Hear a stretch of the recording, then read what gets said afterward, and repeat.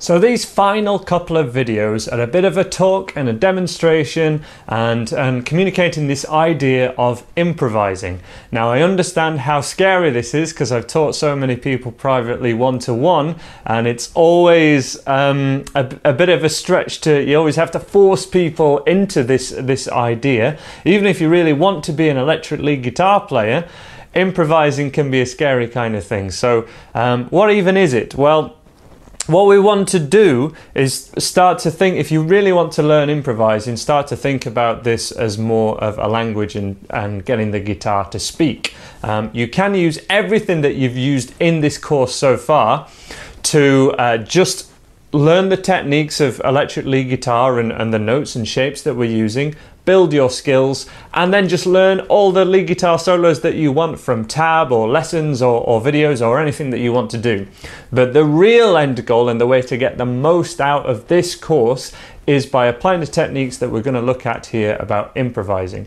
So over the backing tracks that are provided in this course, or over absolutely anything in the rock or classic rock genre, we want to be able to use the licks that we've learned so far and string them together using them like phrases or sentences to form guitar solos that are essentially made up on the spot. But lead guitar and improvisation always sounds better when it's not necessarily made up in the moment and we already have a preconceived idea of what we're going to play. That's what we really want. We'll be looking more at the way we can do this with licks in a second. I just want to cover first of all how we can even do this with our scale shapes that we know, so the minor pentatonic, with the extensions that we looked at in lesson 1, and how we can just start playing in the most simplest way over these backing tracks. So in this example, as we have done for the whole course, we're going to be presuming that the backing track is in the key of A, as many of them are, but it doesn't have to be in the key of A. We can move everything up and down to any key. It just has to be based on pentatonic style chords.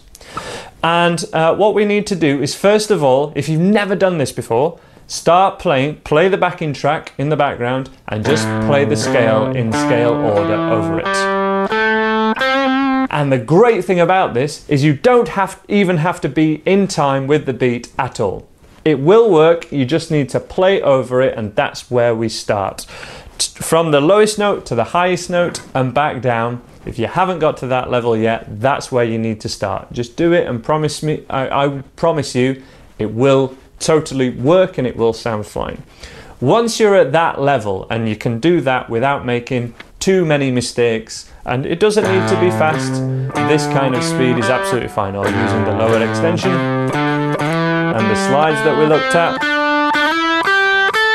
that would be fantastic. Okay, from there what you want to do is do the same thing, but after 4 or 5 notes, pause and stop on that note. For example, 1, 2, 3, 4, and pause, and then turn back around, and maybe you could then use the lower extension, going down, and then pause again, go 3 notes, and move on from there, repeating little parts. So we're still going in scale order and we're still playing the scale, but that step 2 is pausing and then turning around, and then pausing and turning around all the time, kind of like snakes and ladders, but you're never missing any notes out at this time. That would be step 2. You can even start from the highest note,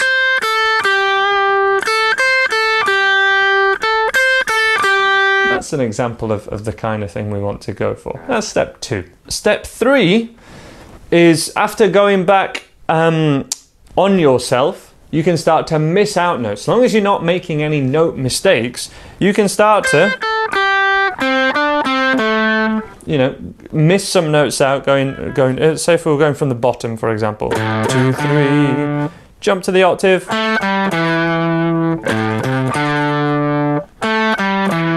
and again, there doesn't have to be a set exact pattern to this, because that's the idea of improvising. You have freedom.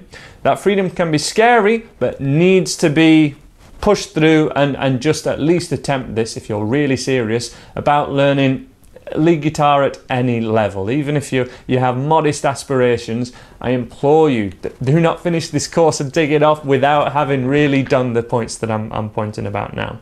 Another idea to try is to change the rhythm. We can do so much. Say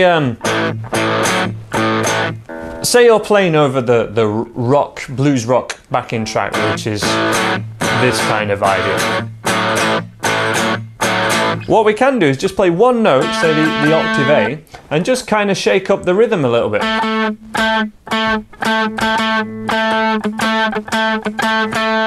Just something a little bit rhythmical. Maybe you can take it from another song. One that's commonly done is the double stops that we've been using.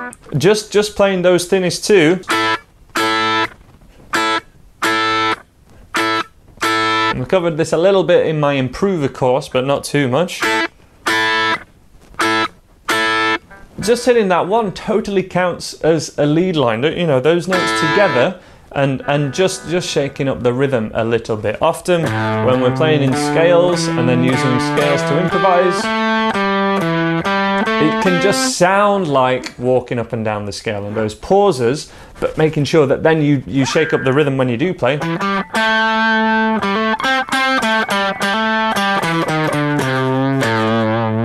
Shake up the rhythm, you will get better lead lines, I guarantee, for an improvisation. And above all, finally, just keep going.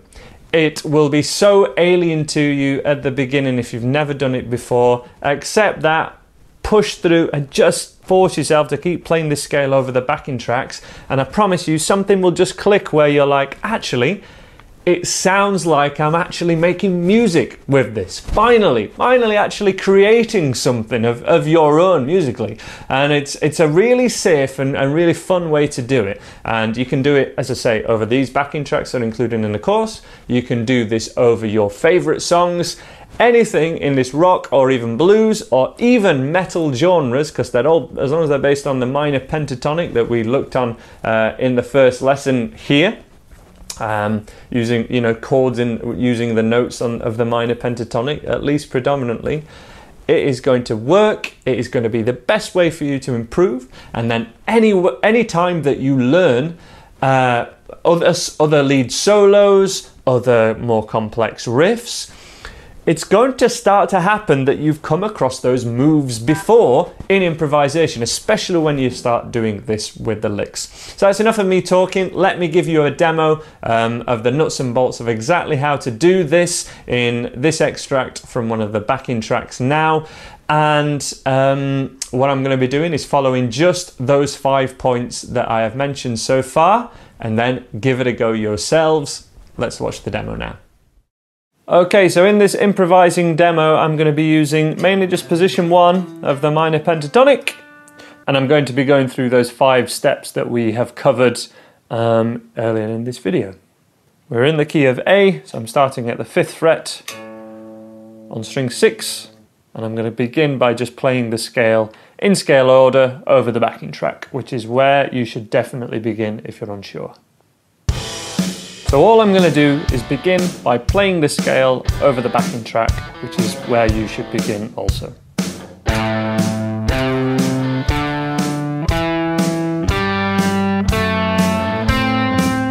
I'm playing once every 2 notes there, but the rhythm isn't as important like that, for example. I'm going to begin now on the highest note, and then I'm going to go for step 2, which is pausing and turning around every 2 to 6 notes. So if I just play the first 3, and I'm now in this fashion where I could string bend with my fingers like on this angle. 1, 2, 3, and then turn around.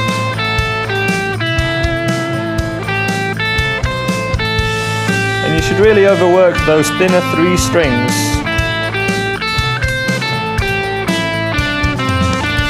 That's the sort of level we want to begin at step 2. Step 3, we're going to miss out some notes. So I'm going to come down, 1, 2, 3, missing out some notes, and I'm still in the minor pentatonic.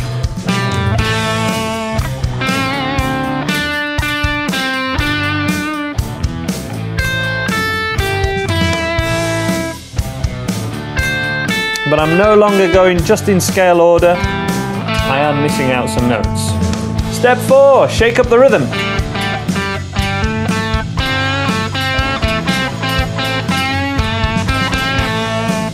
Some pauses, and step 5, of course, just keep playing until the end. And there you go. It's a 5-step method to begin improvising just using the minor pentatonic scale. Of course, we could use the lower extension and the higher extension and add in bends, but begin just by following those 5 steps to the letter. And some of the backing tracks are a little longer, some are shorter, some are in different keys. You've got those sorts of things to watch out for. But have a go, have fun, and just persevere through the troubles that you have early on, knowing that everyone struggles at this. Best of luck to you guys with your improvising.